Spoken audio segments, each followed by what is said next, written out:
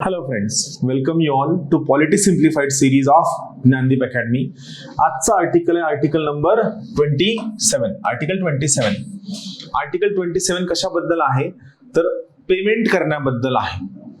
महत्वाची गोष्ट आर्टिकल 27 हे एनी पर्सनला अवेलेबल आहे. या ठिकाणी तो पर्सन इंडियन सिटीजनच असावा असं कंपल्शन नाही. सो काय फ्रीडम म्हणजे आधी स्वातंत्र्य असणं, freedom as to payment of taxes for promotion of any particular religion. कोणत्याही व्यक्तीला एखाद्या पर्टिक्युलर धर्माच्या प्रमोशनसाठी तुम्ही टॅक्सेस कंपल्सरी घ्या असं म्हणू शकत नाही, किंवा कोणत्याही व्यक्तीकडनं तुम्ही एखाद्या पर्टिक्युलर धर्माच्या प्रमोशनसाठी कंपल्सरी अनिवार्य टॅक्सेस गोळा करू शकत नाही. Freedom from payment of taxes for promotion of any particular religion. जबरदस्ती तर करू शकत नाहीच नाही, पण सोबतच तुम्ही काय या पर्टिक्युलर ठिकाणी त्या व्यक्तीकडनं कोणत्याही पद्धतीने जबरदस्ती टॅक्सेस सुद्धा लावू शकत नाही.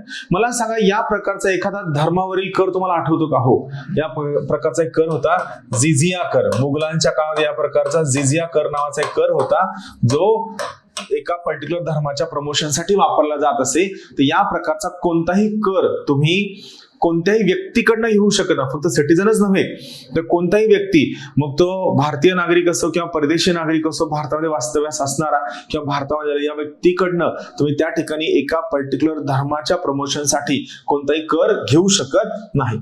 याचं थोडंसं डिटेलिंग आपण पाहूया. काय म्हणतं पहा हे आर्टिकल. नो पर्सन, जेव्हा नो पर्सन लिहिल्याचा अर्थ काय की article 27 is applicable to citizens as well as non citizens.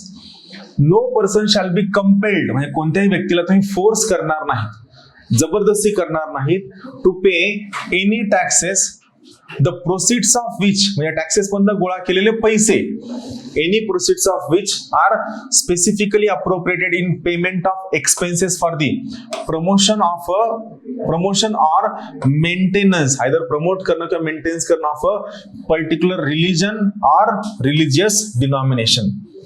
आपण मागील आर्टिकल मध्ये रिलीजियस डिनॉमिनेशन म्हणजे काय स्टडी केलेला आहे. सो बेसिकली यांचं काय म्हणणं आहे, तुम्ही कोणत्याही व्यक्तीकडनं टॅक्सेस गोळा करणार नाहीत, या टॅक्सेस गोळा करणार नाहीत, जेणेकरून या टॅक्सेस मधनं गोळा केलेला पैसा जर तुम्ही एका विशिष्ट धर्माच्या प्रमोशनसाठी किंवा मेंटेनन्ससाठी किंवा एखाद्या विशिष्ट रिलीजियस डिनॉमिनेशनच्या म्हणजे काय धर्मसंस्थेच्या प्रचारासाठी, प्रसारासाठी किंवा कशासाठी सुद्धा जर वापरणार नसाल तर या पर्टिक्युलर केसमध्ये तुम्हाला अधिकार आहे, पण तुम्ही कोणत्याही पद्धतीने टॅक्सेस किंवा कोणत्याही पद्धतीने कर गोळा करू शकत नाही.